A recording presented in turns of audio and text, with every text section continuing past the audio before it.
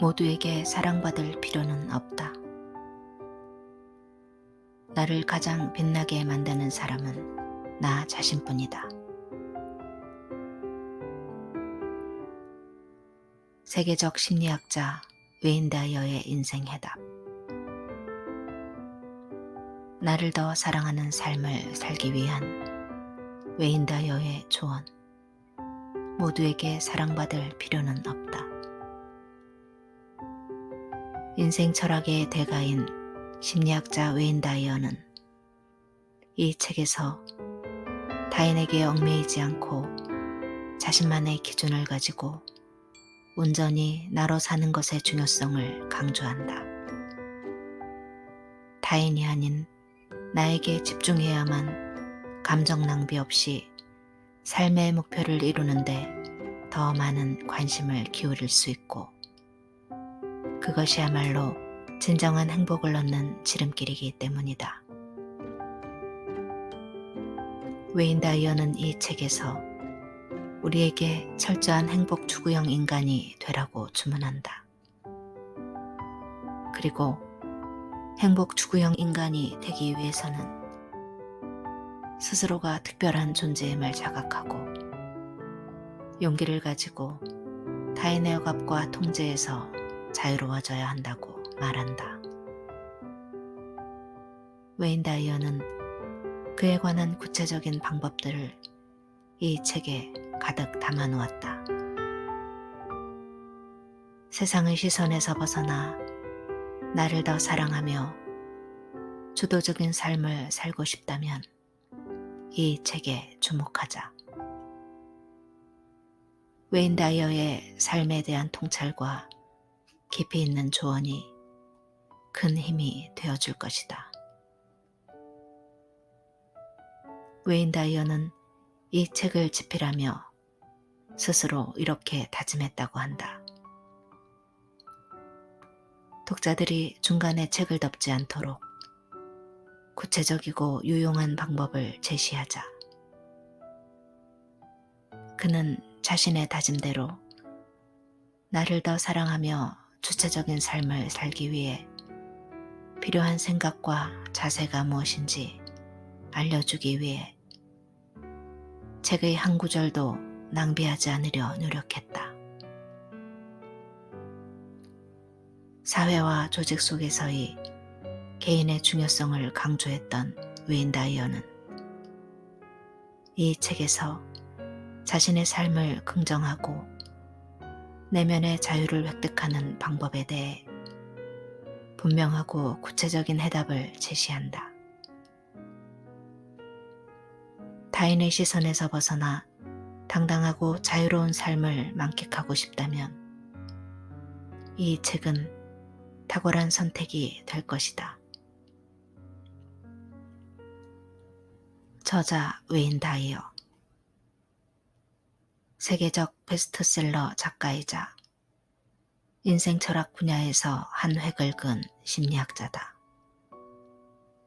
사람들에게 긍정적 생각을 심어주고 행동하게 만드는 능력이 탁월하여 동기부여의 아버지로 불린다.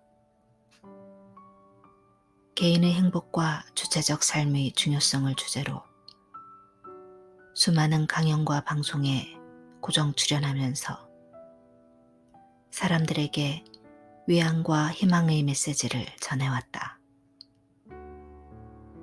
특히 그는 30여 권의 저서를 통해 진정한 행복을 얻기 위한 마음가짐과 행동 지침을 전파하여 전 세계적으로 1억 부 이상 판매되는 경이적인 기록을 세웠다.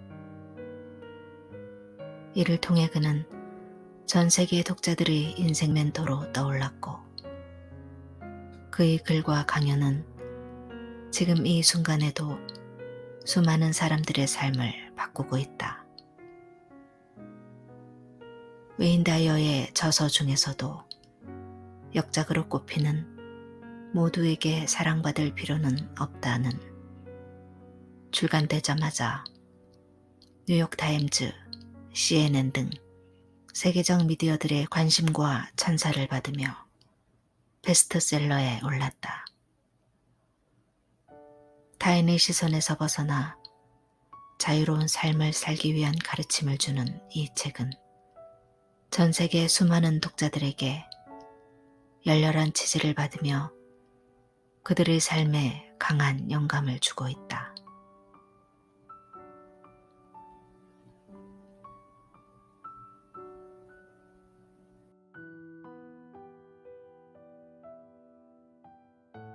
타인과의 비교가 모든 불행의 시작이다.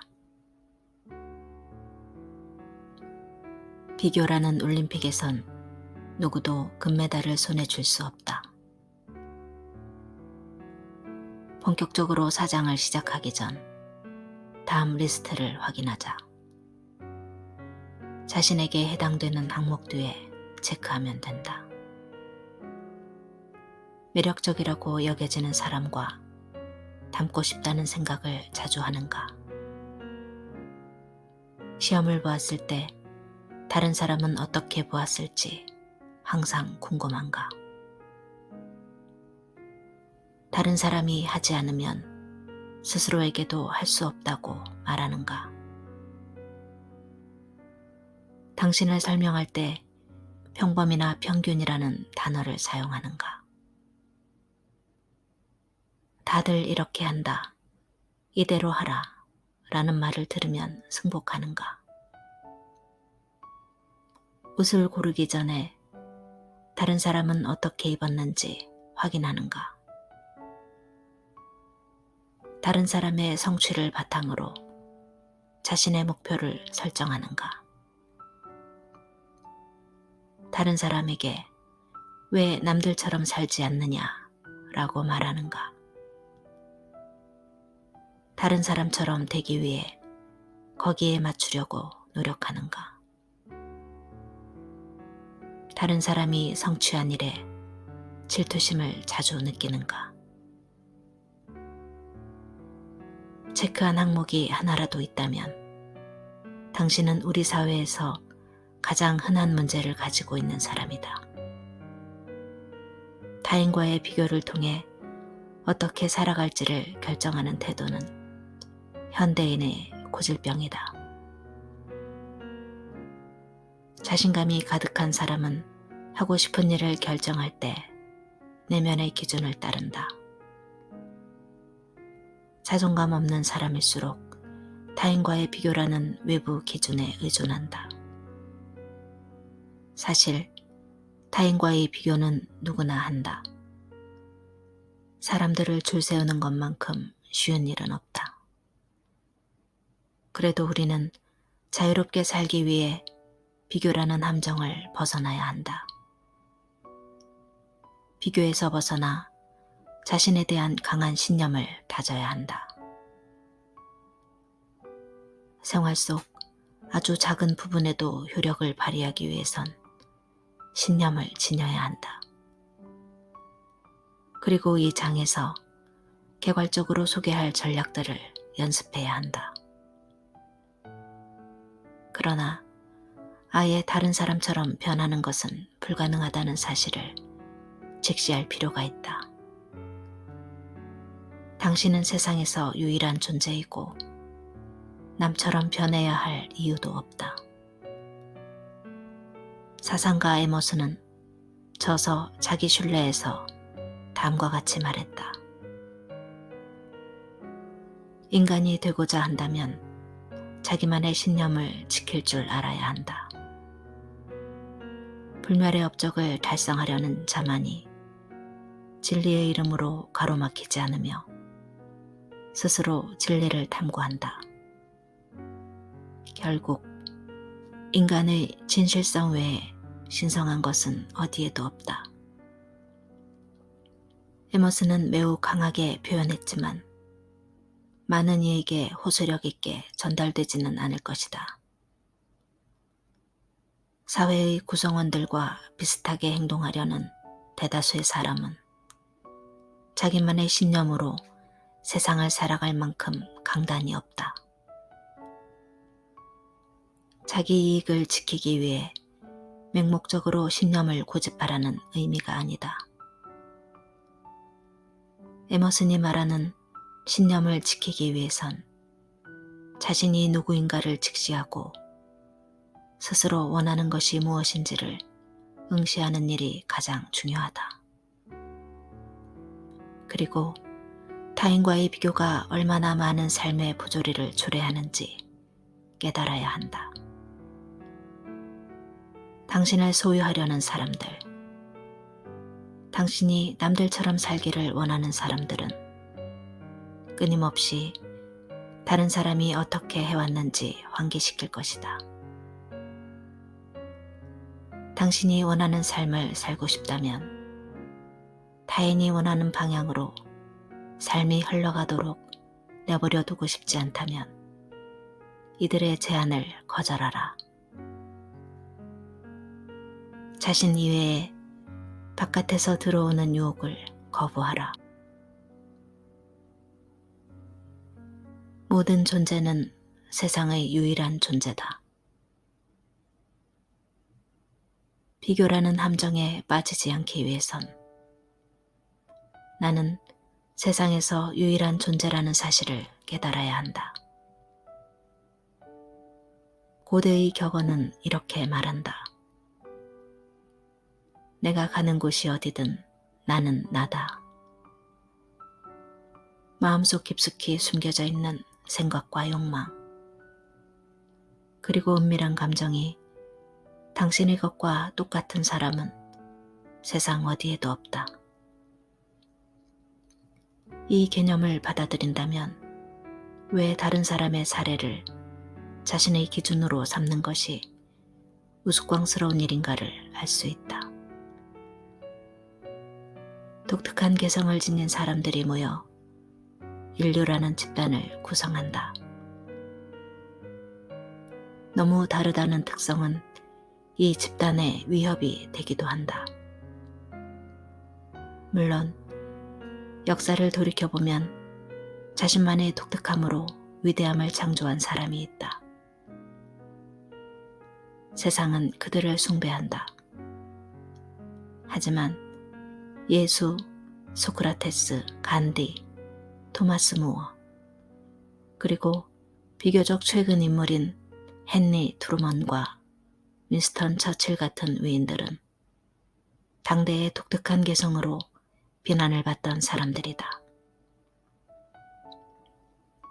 그 독특한 개성이 더 이상 사회의 위협이 되지 않는 훗날이 되어서야 재평가를 받았을 뿐이다. 학교 교실은 정상곡선과 같은 기준을 사용해 학생들을 적합한 사람과 부적합한 사람으로 가른다. 이뿐만이 아니다. 신성시되는 평균에 근접시키기 위해 사람을 평가하는 다양한 도구들이 우리 사회에 수없이 존재한다. 이를 두고 생화학자 프레드릭 크레이는 평범한 사람들은 획일, 표준에서 안정감을 찾는다 라고 꼬집었다. 이 모든 압박과 지속적인 암시로 인해 대부분의 사람은 비슷한 방식으로 생각하고 행동하려 한다. 하지만 우리는 결코 다른 이들과 똑같아져서는 안 된다. 그렇게 살아갈지라도 여전히 나 자신은 독특한 사고와 감정으로 세상을 살아가는 유일한 존재임을 자각해야 한다. 외적 기준으로 인간을 통제하려는 사회와 그 힘에 지배당하는 구조를 파악한다면 그 영향을 차단하는 것도 가능하다.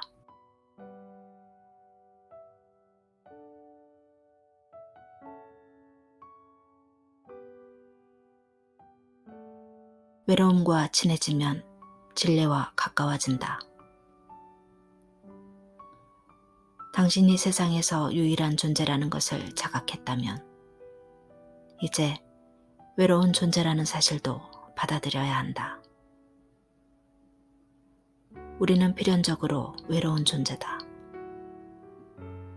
많은 사람에게 둘러싸여도 사랑하는 사람과 함께 있어도 자신과 똑같은 생각을 하고 똑같이 느끼는 사람은 없다.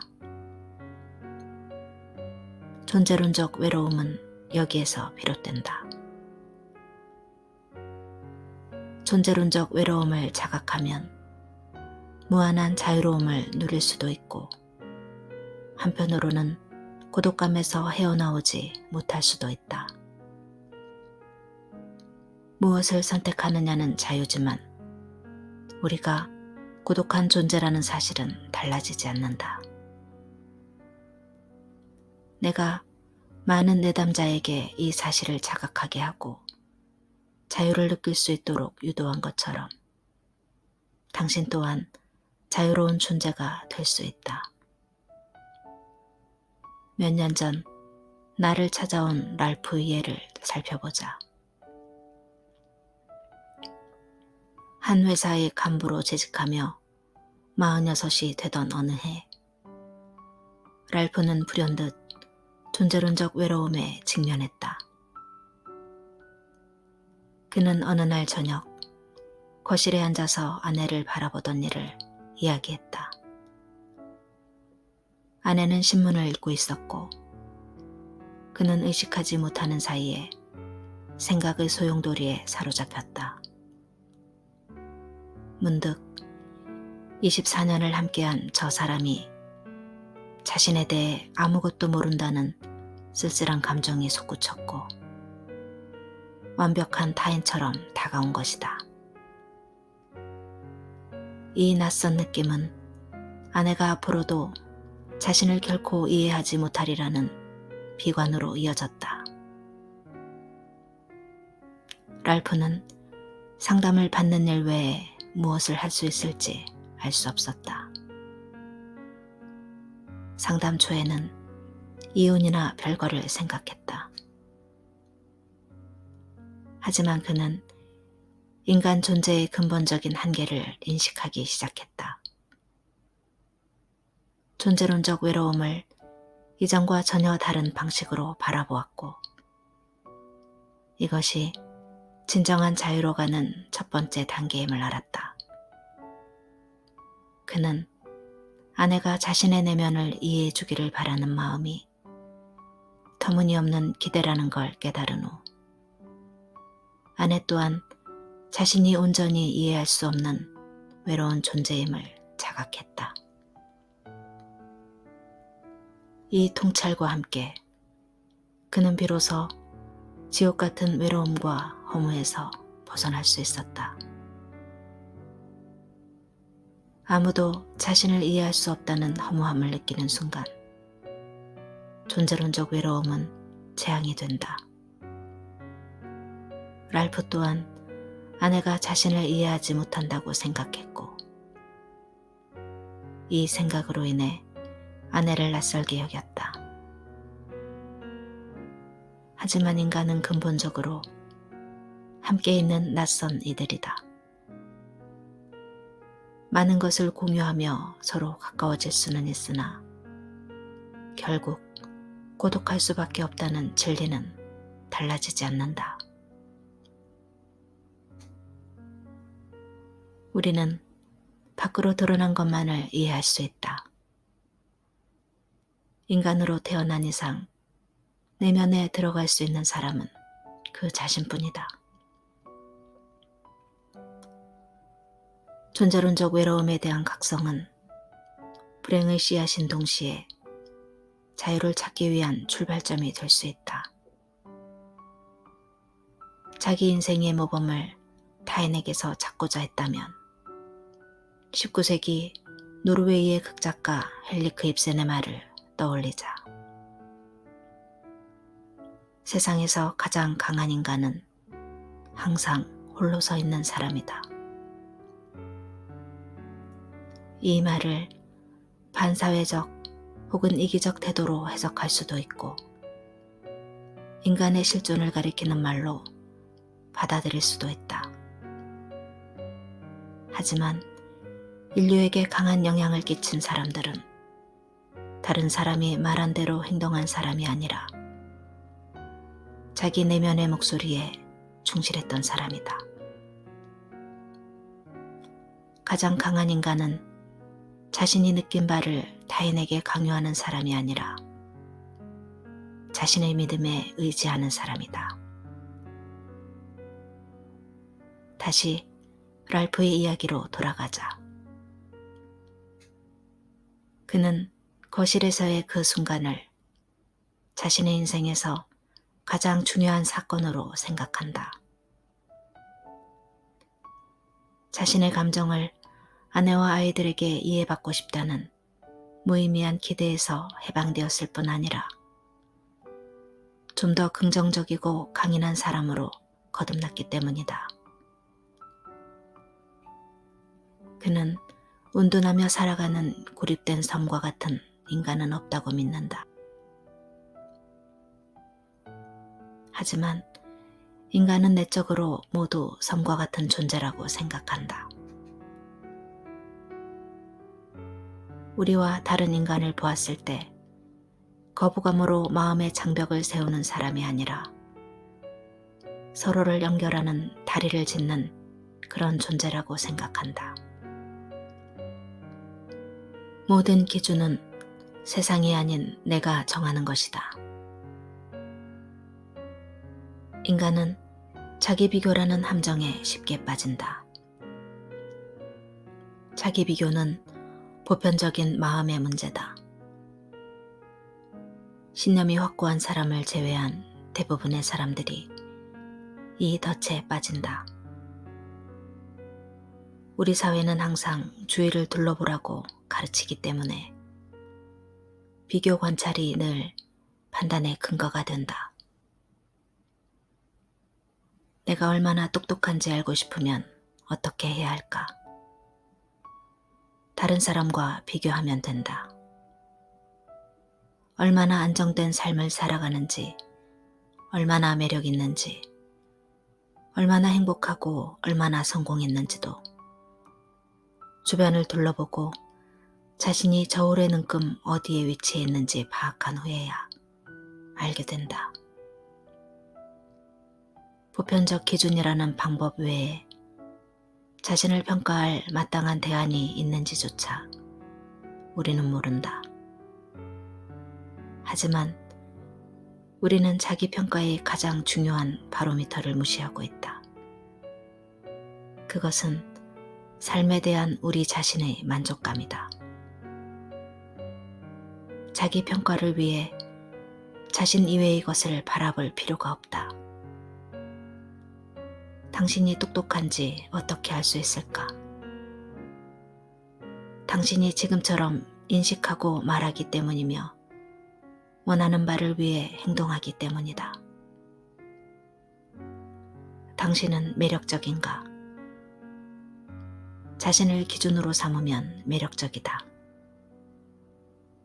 그것이 스스로를 위해서도 더 나은 선택이다. 누군가 설정한 기준을 받아들이는 순간 우리는 희생물로 전락한다.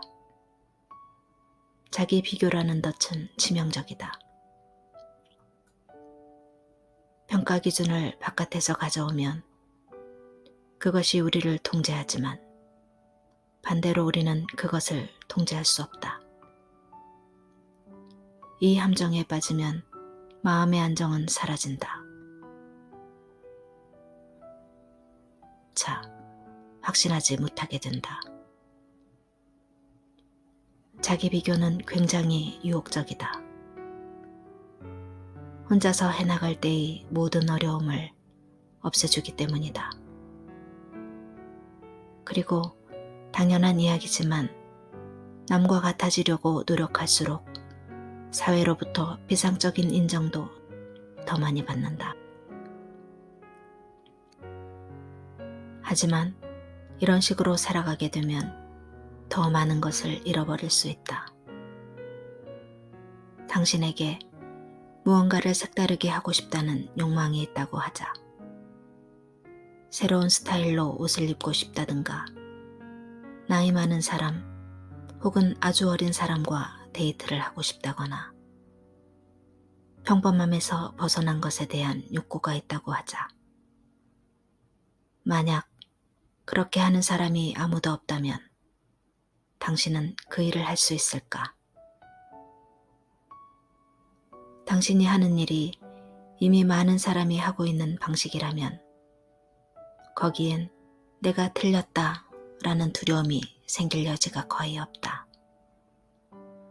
하지만 무언가를 하기 위해 늘 주변 사람들을 살펴야 한다면 꼼짝없이 자기 비교의 덫에 걸린다.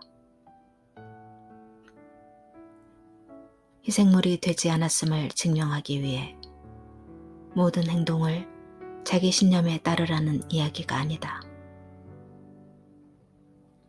신념을 강박적으로 고집하는 사람 역시 사회적 기준에 맞춰 살아가는 사람만큼이나 그 사회의 희생물이다. 그는 단지 무조건 사회 통념과 반대로 하는 사람일 뿐이다. 요지는 무엇을 결정할 때 주변의 평판이 아닌 자기 내면의 상식을 따르라는 말이다. 당신은 세상에서 유일한 존재일 뿐더러 진실로 원하는 것을 하기 위해 다른 사람과 같아져야 할 이유가 없다. 자기 비교라는 미로를 빠져나오기 위해선 누군가와 자신을 비교하려는 순간 그 비교를 당장 멈추어야 한다. 자신에 대해 생각할 때도 다른 사람을 상대하면서 스스로 비교하고 있다고 느끼는 그 순간 당장 비교를 멈춰라. 그것만이 나쁜 버릇을 통제할 수 있는 가장 실용적인 방법이다. 나를 희생할 만한 규칙 따윈 없다. 자기 비교 습관에서 벗어나 새로운 내적 기준을 만드는 일은 비교적 쉽다. 그보다 다른 사람이 당신을 향해 지속적으로 쏟아붓는 비교 폭탄 세례를 멈추는 것이 훨씬 어렵다. 우리는 다른 사람과 동등한 대우를 받을 권리가 있다. 그러나 방침이라는 이름하에 부당한 대우를 받을 때 상대가 당신을 희생양으로 삼고자 하는 것이 명백하다면 이에 맞설 수 있어야 한다. 일부 점원들은 이 방법을 이용해 사람들을 다루는데 아주 능숙하다. 점원들은 고용주의 방침을 모든 사람에게 적용하여 보수를 받는 사람들이다. 그들은 다음과 같은 말들을 기계적으로 말한다. 저기 저쪽 손님 보세요. 아무런 불만 없으시잖아요. 어디나 다 똑같아요. 점원들이 남과의 비교 전략을 어떻게 사용하는지 다음 두 사례를 통해 보도록 하자. 이 이야기는 내 지인들의 실제 경험담인데 그들은 이 상황에서 성공적으로 대응했다. 먼저 나의 지인 사라는 식료품점 옆을 지나다가 유리창에 오렌지 주스 1달러에 3리터라는 문구를 보았다. 착한 가격이라고 생각한 사라는 안으로 들어가 주스 6리터를 구입해 종이봉투 안에 또 종이봉투를 넣어 튼튼하게 포장한 후 계산대로 가져갔다. 포장을 본 점원은 퉁명스럽게 말했다. 손님, 이중 포장을 하시면 안 돼요. 규정에 어긋납니다. 그 규정은 이치에 맞지 않아요. 보세요. 자전거를 타고 왔어요. 이중 포장을 하지 않으면 집에 가기도 전에 길바닥에 쏟을 거예요. 사라는 이렇게 말했다. 하지만 계산원은 이 일에 자존심이라도 걸린 것처럼 이중 포장은 안 됩니다. 라는 말만 반복했다. 사라는 가게의 방침이 중요하다는 것을 알고 있었다. 미국인들의 터무니없는 종이 낭비도 줄여야 하고 가게 또한 부대 비용을 줄여야 영업이익이 늘어난다는 사실을 알고 있었다. 하지만 그녀는 이 상황이 불합리하다고 생각했다. 이 경우는 좀 예외적이지 않은가. 그래서 사라는 그녀에게 오렌지 주스 3리터는 한 봉투에 또 다른 3리터는 다른 봉투에 담으면 그것도 문제가 되냐고 물었다. 점원은 그 경우에는 괜찮다고 했다.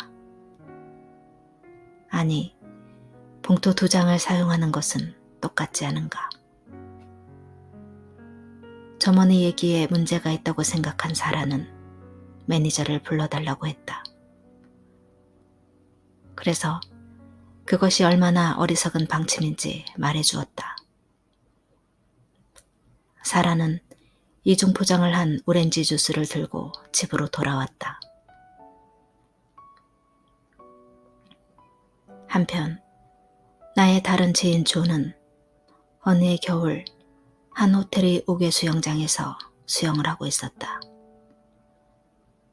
물을 튀기지 말 것과 공을 던지고 놀지 말라는 주의사항 표지판이 붙어 있었고 차가운 공기에 열이 달아나는 것을 막기 위해 수천 개의 플라스틱 공이 물 위에 덮여 있었다.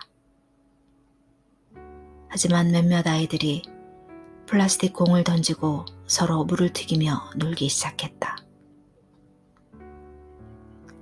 곧 안전요원이 달려와서 존의 아이라고 생각한 듯 그에게 아이들을 통제해달라고 요구했다.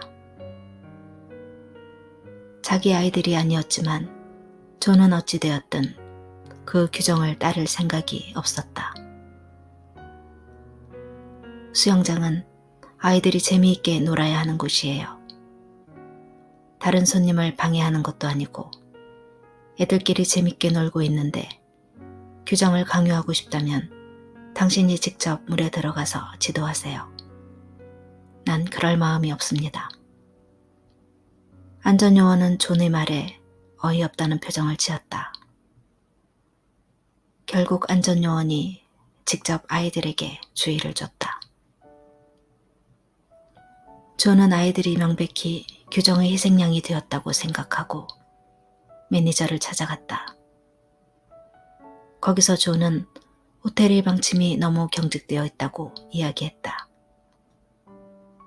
생각해보세요. 이런 규정이 있는 한 우리 가족을 데리고 여기에 올 일은 없을 겁니다. 혼자일 때라도 다른 호텔에 투숙할 겁니다. 매니저는 그 자리에서 규정을 폐기했다. 그리고 안전요원에게 서로 폐를 끼치지 않고 안전사고에 우려가 없다면 사람들이 수영장에서 즐겁게 놀 수 있도록 유연하게 판단하라고 지시했다. 매니저는 투숙객의 편의를 위해 마련한 규칙이 사람들을 호텔에서 멀어지게 하고 있다는 사실을 깨달았다. 그럴 생각으로 호텔 사업을 하는 것이 아닌데 말이다. 아마도 당신이 가게 점원이거나 특정한 상황에선 무의미한 규정을 강요하는 위치에 있는 사람일 수도 있다. 분명히 예외적으로 대처하는 것이 합리적임에도 규정 준수를 강요해야 하는 상황을 만날 수 있다. 당신은 거의 항상 이와 같은 탄식을 할 것이다. 규정대로 안 하면 직장을 잃을 거야. 실직이 아니라도 인사상의 불이익이 있으리라 생각할 것이다. 물론 그와 같은 일이 없을 것이라 장담할 수는 없다. 하지만 이런 말들은 역사상 가장 악명이 높은 가해자들이 즐겨 사용하던 변명이라는 사실도 부인할 수 없다. 당신이 규정대로 행할 때 소란스럽거나 감정적으로 대할 필요는 없다.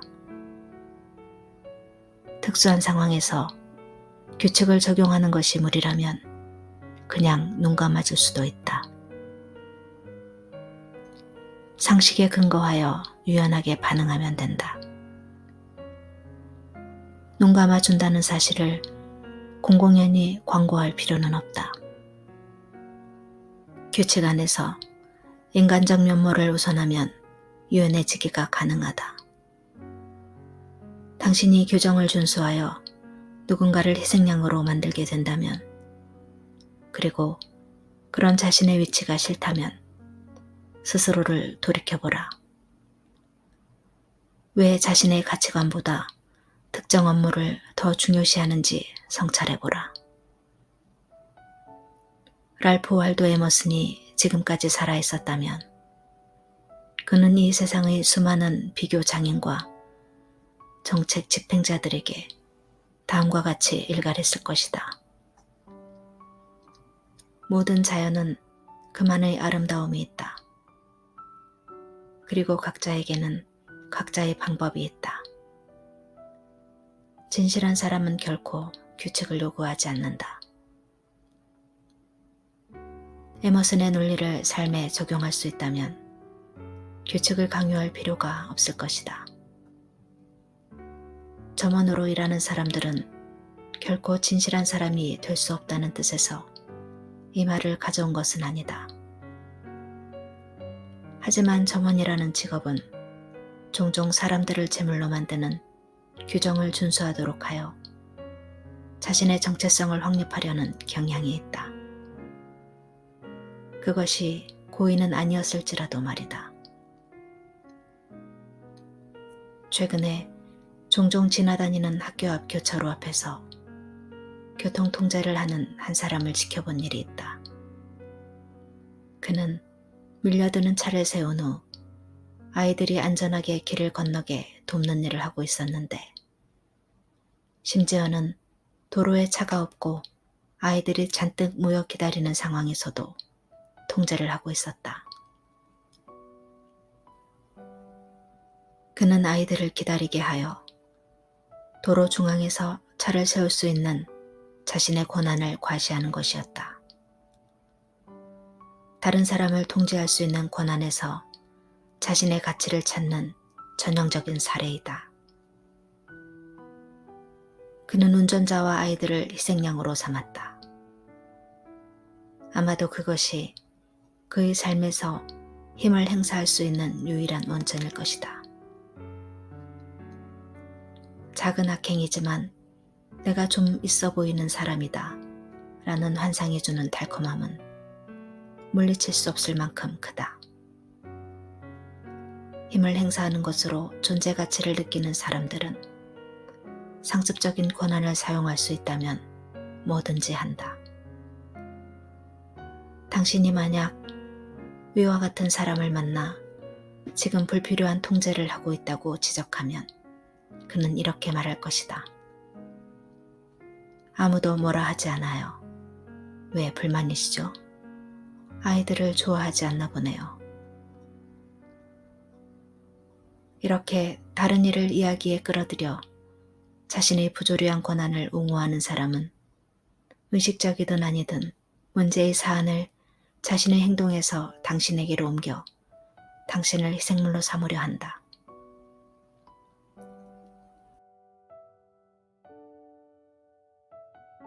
타인과의 비교는 인생의 덫이다.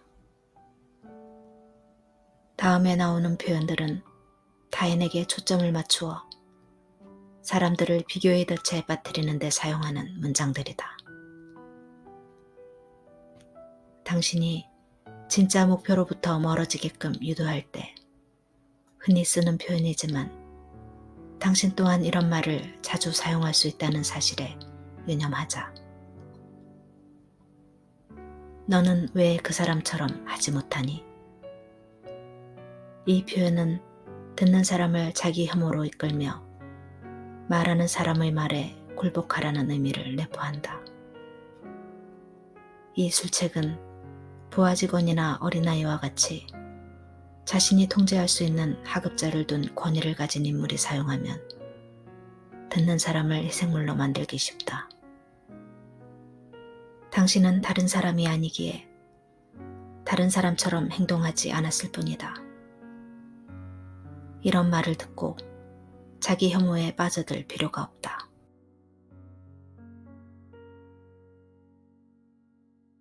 아무도 안 그러는데 왜 너 혼자만 불만이야? 이 표현은 너무 소심해서 자기 권리를 주장하지 못하는 다른 사람들과 당신을 같은 위치에 두고 싶을 때 사용된다.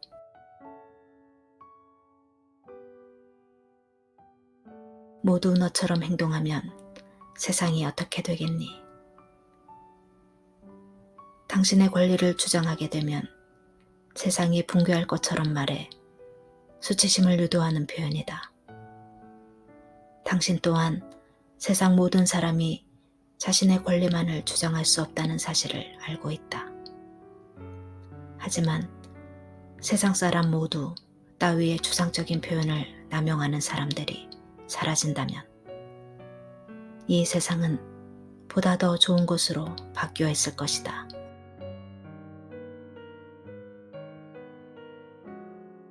지금 가진 것에 만족할 줄 알아야지.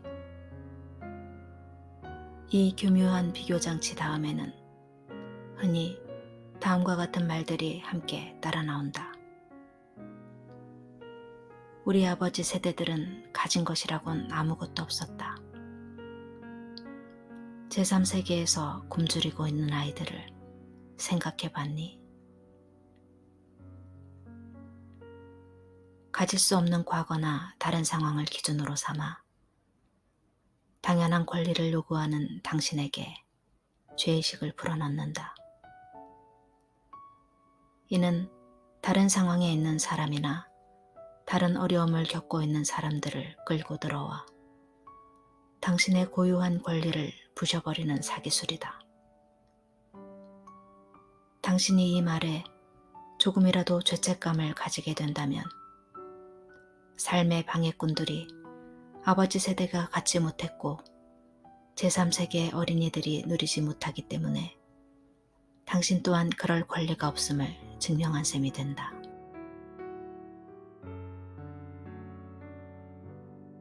소란 피워서 남 부끄럽게 하지 마라.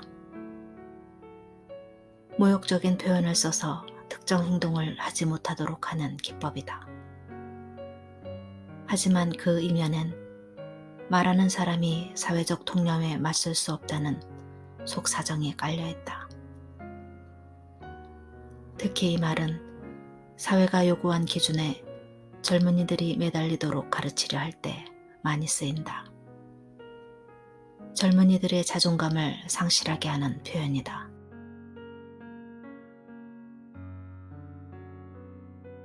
왜 너는 형이나 누나처럼 하지 못하는 거니? 성인이 되어서도 정신적 어려움을 겪고 있는 사람들의 대부분은 형제 자매들과 지속적으로 비교당해온 경우가 많다. 가족 중 다른 누군가를 모범적 모델로 설정하고 그처럼 되기를 기대하면 아이들은 독립성과 자존감 있는 성인으로 성장할 수 없다. 사람은 모두 저마다 독특한 개성을 지녔으며 그 개성을 존중받아야 할 권리가 있다.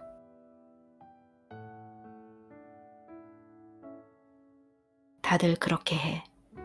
이렇게 안 하는 사람이 어디 있니? 모두가 그렇게 살아. 다들 모두 모든 사람과 같은 단어에는 마법이 있다. 자신의 방식대로 움직이도록 하는 권능을 희생자에게 주입하고 싶을 때 이런 말을 쓴다.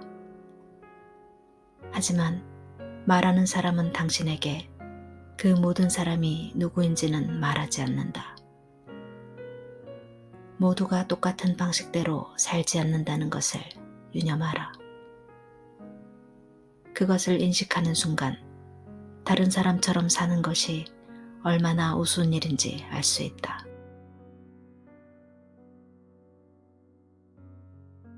비교로부터 나를 지키는 16가지 전략. 비교당하지 않기 위해서는 책에 제시되는 다른 지침과 마찬가지로 먼저 상황을 평가해야 한다. 방심하지 말라. 당신을 희생물로 만드는 그 모든 노력을 약화할 수 있는 역습을 준비하라. 다음에 제시되는 기법들을 마음에 새기고 사람들이 비교를 통해 당신의 행동을 막으려고 할 때 사용하라. 그들이 자신의 원하는 방식으로 당신을 몰고 갈 때 사용하라. 1. 비교에 기분 상하지 마라.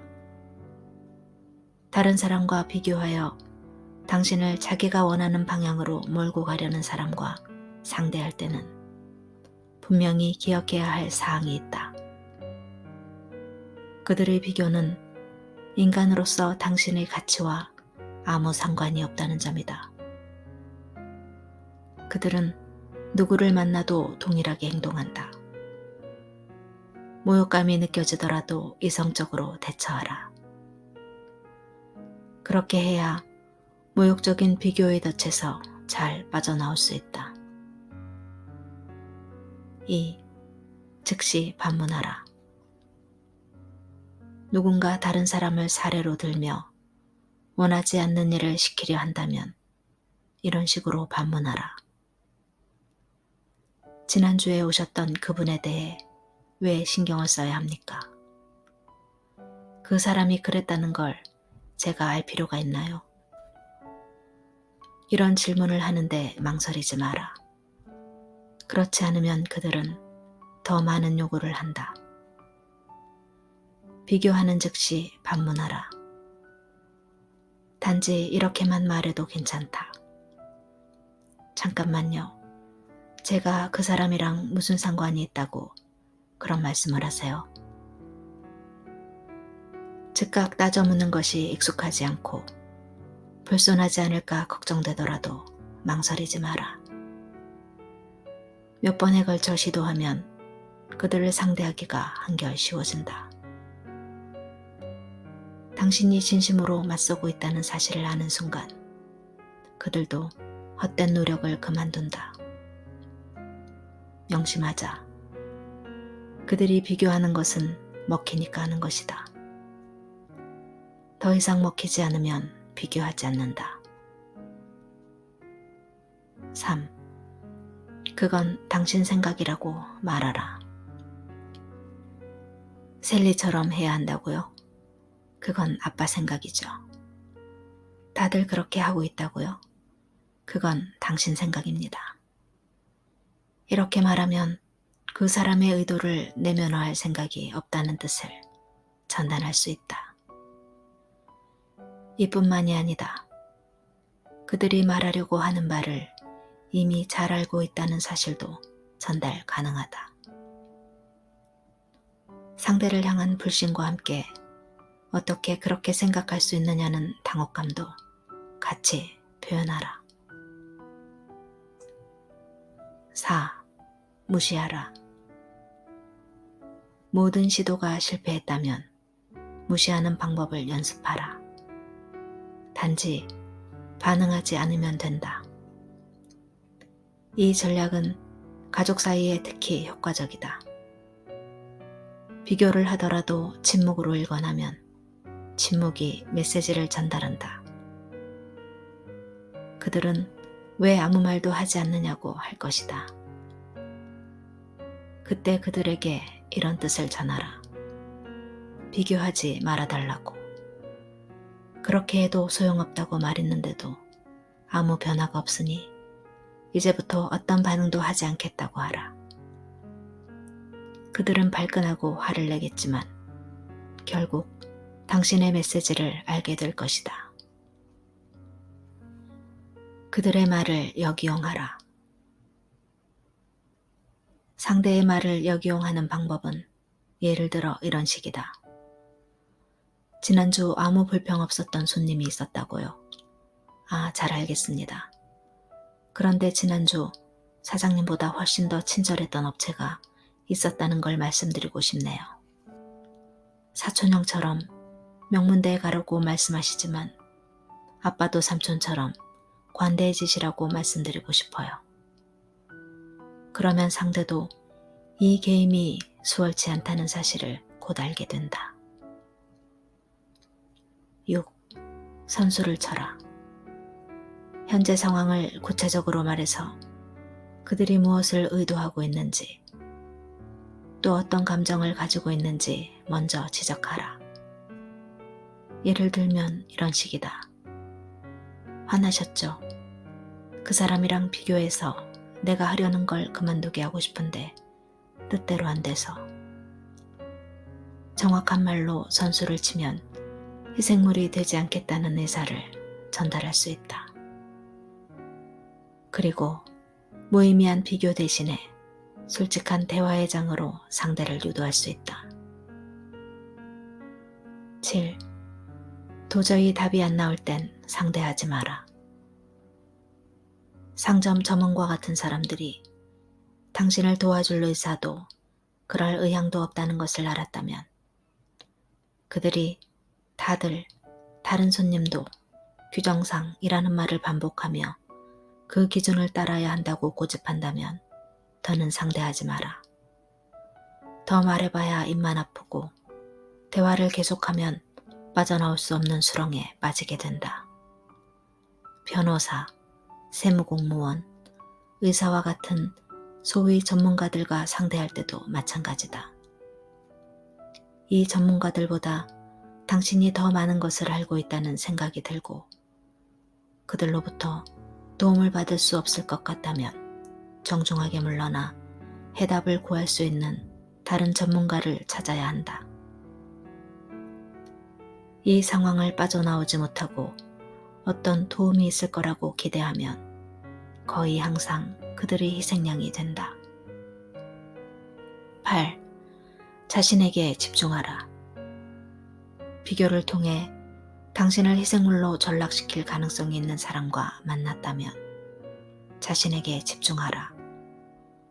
도대체 이 사람이 왜 저런 말을 나에게 하는 걸까? 나보고 그 사람이 되라는 건가? 라고 생각하지 말고 내가 원하는 것은 정말 무엇일까? 라고 자문하라. 이와 같은 자문자답을 통해 분노와 모멸감의 유혹에 빠지지 않고 당신만의 가능성을 찾아가게 된다. 스스로 원하는 바를 깨달아야 타인의 재물이 되지 않으며 자신의 목적을 이루기 위해 고군분투할 수 있다. 9. 욕망을 파악하고 당신 편으로 만들어라. 비교의 함정을 벗어나려면 삶의 방해꾼이 될 가능성이 있는 인물들의 욕망을 파악하라. 자신에게 권력이 있다고 느끼고 싶어서 저럴까? 아니면 이해받고 싶어서? 중요한 인물이라는 대우를 받고 싶어서? 존경받고 싶어서인가? 체면을 잃지 않기 위해서일까? 등의 질문을 스스로 해보라. 그들이 욕망하는 것이 무엇인지 파악하면 보다 더 좋은 기회를 잡을 수 있다. 예를 들어 호텔 매니저 혹은 사장과 같은 사람과 만난다면 당신은 그들이 자신의 지위에 대해 모종의 자부심을 갖고 있음을 알 수 있을 것이다. 이때 이런 일을 순조롭게 처리하려면 웬만한 직책으론 힘들겠죠? 와 같이 말할 수 있다. 직책이 가진 권한을 존중하여 원만한 일처리를 유도하는 전략이다. 사이가 가까워져 농담을 주고받을 수 있다면 경력이 얼마나 되는지 물어보는 것도 좋다. 경력이 짧다면 그는 당신의 방식에 빨리 익숙해질 것이고 경력이 길다면 새로운 경험을 하게 되는 것이다. 그들을 당신 편으로 끌어들이면 더 나은 서비스를 받을 수 있고 당신도 쉽게 희생물이 되지 않는다. 10. 전략적으로 부탁하라. 계속 삶에 끼어들어 다른 기준을 제시하며 자신을 조종하려는 사람이 있다면 진지한 시간을 가지고 그의 행동에 관해 얘기하라. 감정적이지 않을 때 부탁하는 것이 효과적이다.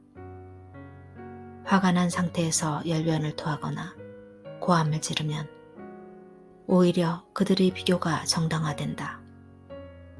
때로는 부탁하는 것도 전략이다. 11. 놀랍다는 듯이 반응하라. 비열한 비교의 게임에 맞닥뜨렸을 때 두려움을 감추고 미소를 지으며 놀랍다는 반응을 할 수 있도록 훈련하라. 방금 나랑 그 사람을 비교하셨는데 나는 그 사람을 알지도 못하고 그 사람이 여기로 와서 당신 말을 증명해 주지도 못하잖아요. 지금 여기서 나랑 상대하고 싶지 않다면 당신이 말한 그 사람을 찾아가서 당신 하고 싶은 대로 하세요. 왜 나한테 그런 이야기를 합니까? 딱 부러지게 이렇게 말해도 된다. 방침이 그렇다고 하더라도 이 경우는 다르죠. 아니면 보다 일반적인 경고를 사용하는 것도 좋다. 네, 평범한 사람들은 기준 밖을 벗어나지 못하지요. 이런 간결한 표현을 사용하여 당신을 제물로 만들려는 행동을 방어할 수 있다. 12. 가끔은 행동으로 보여라. 누군가 당신을 제물로 삼으려는 낌새가 느껴진다면 가끔은 직접 행동으로 표현하기를 망설이지 말라. 물론 가게의 진상 손님처럼 행동하라는 뜻은 아니다. 남에게 피해를 끼치지 않는 선에서 원하는 바를 얻을 수 있도록 분명히 행동하라. 그들이 당신의 의견을 무시하고 다른 사람과 똑같이 행동하라고 충고한다면 당신에게도 자신이 원하는 바를 주장할 권한이 있다. 13. 당신도 방해꾼이 될 수 있다. 당신 또한 타인의 주체적 삶을 방해하는 위치에 있을 수 있다는 사실을 잊지 말자. 내면의 목소리에 귀 기울여 마음속에서 비교하는 말이 나오기 전에 낚아챌 수 있어야 한다. 그렇게 해야 당신 가까이에 있는 사람들이 피해를 받지 않는다. 그 사람들처럼 이라는 말은 아예 꺼내지도 마라. 자녀에게 내 형을 조금이라도 닮아봐라. 엄마 친구 아들은 그렇다던데 와 같은 말을 하며 다른 이와 비교하지 마라. 세상 모든 인간은 저마다 독특한 존재로 존중받을 자격이 있다. 다른 사람을 기준으로 삼아 자신과 비교하는 어리석음도 몰아내라. 당신한테는 내가 하는 일이 다 눈의 가시인가 봐요. 저는 그렇게 대하지 않는데 당신은 저한테 왜 이러십니까? 라는 말도 하지 않는 것이 좋다. 이런 말을 삼가야 상대가 아니 당신도 저한테 그러셨잖아요 라는 변명을 하지 않는다. 14. 스스로 단단해져라. 남과 비교당하지 않기 위해 스스로 단단해지기를 노력하고 또 인내하라. 비교하는 말은 한 번에 그치지 않는다. 포기하지 마라. 당신의 의지가 전달될 수 있을 만큼 단호해져야 한다.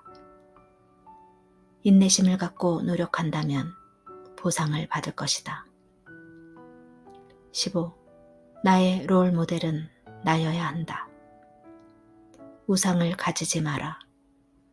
저 사람처럼 살고 싶다는 생각을 버려라. 타인이 이룩한 성취를 존경하는 것은 좋은 일이다. 하지만 당신 또한 그들만큼 독특한 존재라는 사실을 마음에 새겨라. 저들처럼 되고 싶다거나 그들이 이룩한 성취를 흉내내고 싶어 한다면 자신의 꿈에서 멀어진다. 남과 비교하려는 사람들은 언제든 그것을 기준 삼아 당신을 패배주의적 인간으로 되돌려 놓으려 한다. 오직 자신만이 스스로의 등불임을 명심하라. 16. 언제든 행복이 최우선이다. 위 전략들은 결코 남들과 싸우라는 얘기가 아니다. 모든 사람들과의 만남이 행복하고 즐거운 도전이 될 수 있도록 노력하라는 이야기다. 이 점이 가장 중요하다. 당신이 있는 곳은 인간성을 걸고 싸우는 위태로운 전쟁터가 아니라 삶을 경험하며 자신만의 길을 찾아가는 곳이다. 즐겁게 임해야 최선의 결과를 찾을 수 있다. 자신의 길을 찾는 과정에서 정체성과 힘을 전부 쏟아버리는 어리석은 짓은 하지 말자. 삶은 수많은 요소가 얽히고 설킨 만남의 연속이다. 오로지 한 곳만 바라보고 자신을 몰아붙인다면 사회의 희생물이 되기 쉽다.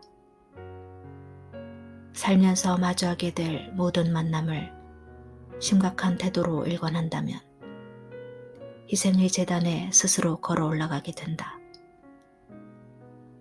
자신의 길을 찾아가는 사람들은 힘들게 노력하지 않는다.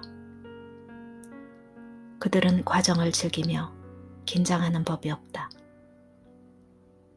권투 챔피언들이 자신의 기술을 어떻게 사용하는지를 보면 쉽게 이해할 수 있다. 그들은 자신의 기술을 자연스럽게 사용한다. 껄렁거리며 몰아붙이지도 않고 반드시 때려 눕히겠다고 성급하게 달려들지도 않는다. 일반적으로 챔피언들은 몸이 굳어 있거나 무리하게 달려들면 결과가 좋지 않다. 상대에 말려들지 않고 자기 방식으로 풀어갈수록 경기 결과가 좋은 법이다.